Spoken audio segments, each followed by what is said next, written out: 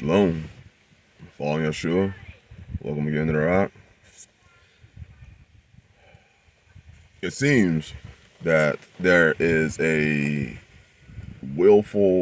continual willful ignorance taking place where people choose to ignore the things that are being seen and the things that are being said for the sake of normalcy bias, feeling comfortable. When the news starts talking about something, especially something that we have been talking about on this channel and many other channels, and the news starts talking about it, you know it's beyond what they can control. What I mean by that is this. There's a huge supply shortage. There's a huge food shortage. Some people are starting to even use the word famine. A senator, I can't remember which state, used the word famine. It's coming.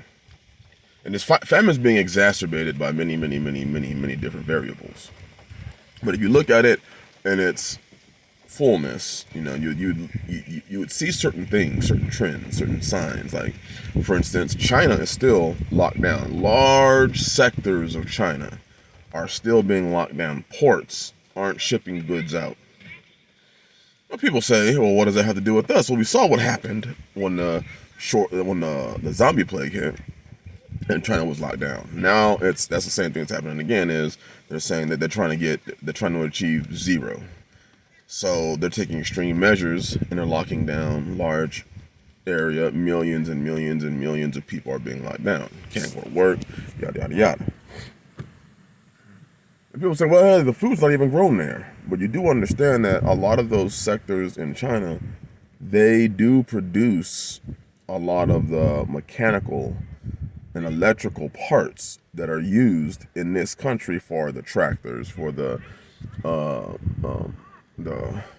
granaries, the places that harvest, the places that the big warehouses. They grow. I mean, they produce a lot of that stuff there. So without the chips, without the mechanical equipment, the tractors that break down out here aren't being rebuilt. There are places literally out here in this country right now that have received or taken on damage from one reason or another and have not reopened due to the fact that they cannot get the materials to rebuild their facilities. Which means that's going to affect food production. That's going to affect food storage. That's going to affect a lot of things that we are not used to even talking about.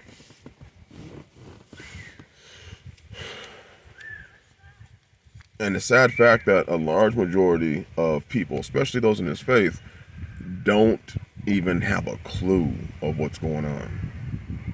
They still continue to maintain this idea that if I just sit down and pray and read my Bible, an answer is going to be provided.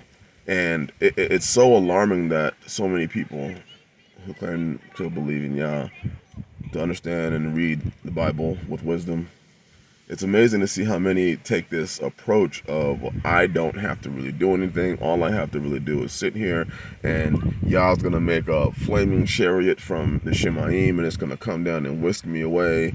There's a lot of so-called Israelites, I'm using that word, Israelites, who believe in a very same rapturous idea that they accuse, pre-tribulation rapture, that they accuse many westernized Christians of believing.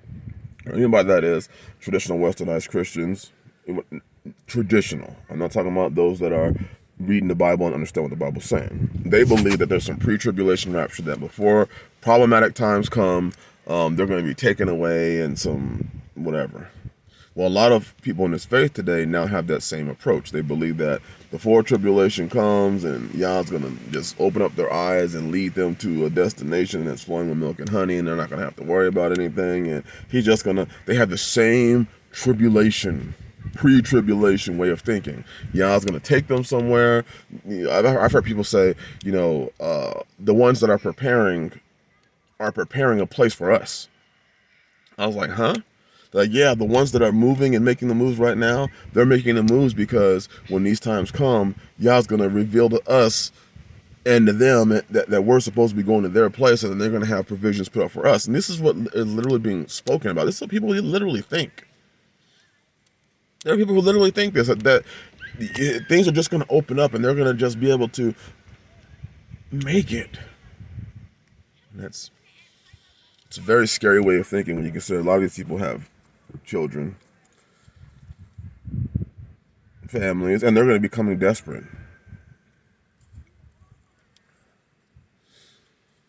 I would even say a lot of these people may be even willing to hurt you to have what you have because they didn't prepare.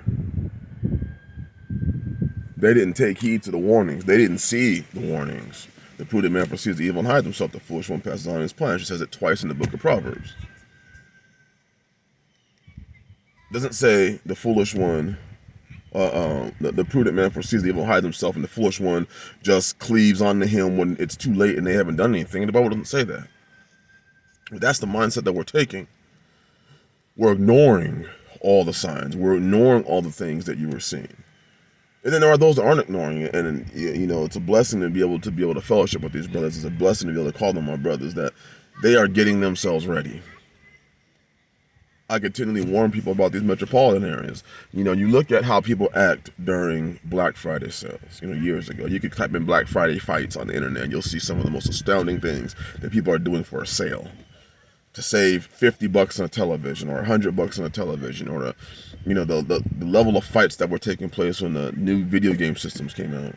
People standing in lines and getting vouchers and literally fist fighting each other to get further up in line because they didn't want, to not be able to have access to their PlayStation 6 or their Xbox One or whatever these systems are now called.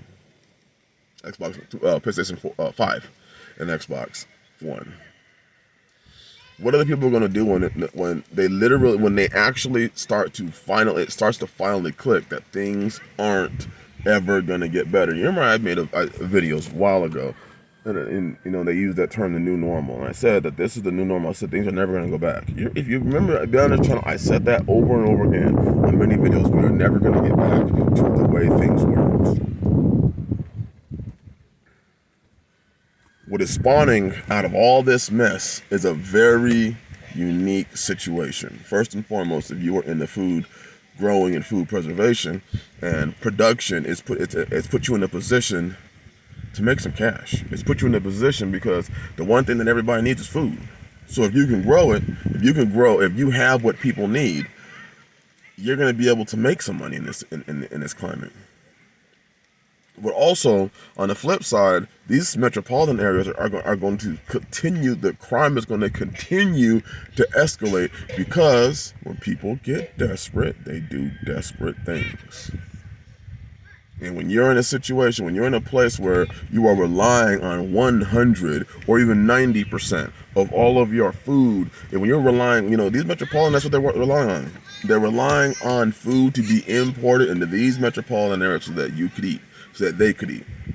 Now, if you take a day and a truck doesn't arrive, or you take a week, hi son, you take a week and trucks don't arrive over that week, and those grocery store shelves start getting bare, what's going to happen? Because now we see it.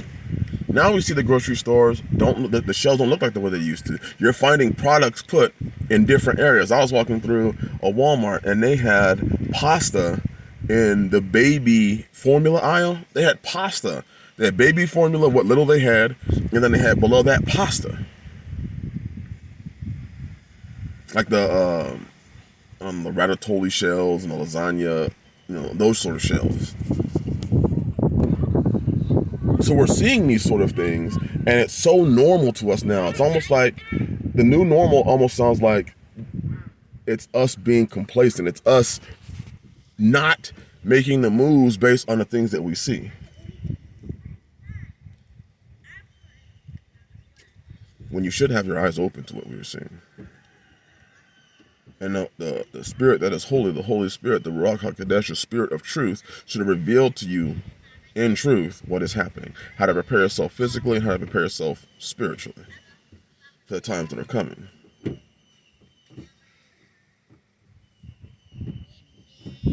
Now hear those people, well, I'm relying on Yah. Let me ask you a question. Do you rely on Yah when it comes to paying your bills? What I mean by that is, do you still go to work? Do you just go to work and say, hey, you don't have to worry about paying me? I'm relying on Yah. Do you have a job? Do you pay the bills? Or do you just sit back and say, I'm relying on Yah to heat the house even though it's 20 degrees out here? Shh. Do you rely on Yah to put gas in your car? Meaning, do you just keep driving your car, and even though it says E and you have your warning light on, do you just keep driving it and saying, oh, no big deal? Because that's how a lot of us act.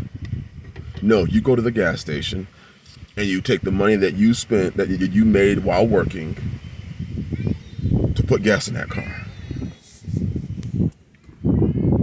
Sad time is coming. We're going to see those that took heed to the warnings, and we're going to see those that didn't take heed to the warnings. And this is a sad realization that it's almost like most are not taking heed to the warnings. They're bypassing the warnings. While the prudent man foresaw the evil and hid himself, the foolish one passed the warnings, and is punished. And we notice that in this book, we have a history of passing on through warnings, only to be destroyed or to suffer later because of our willful ignorance, our laziness, our apathy, the pacification that's taking place within us. Don't let it be you. Take heed to all the warnings. Bless you. Shalom.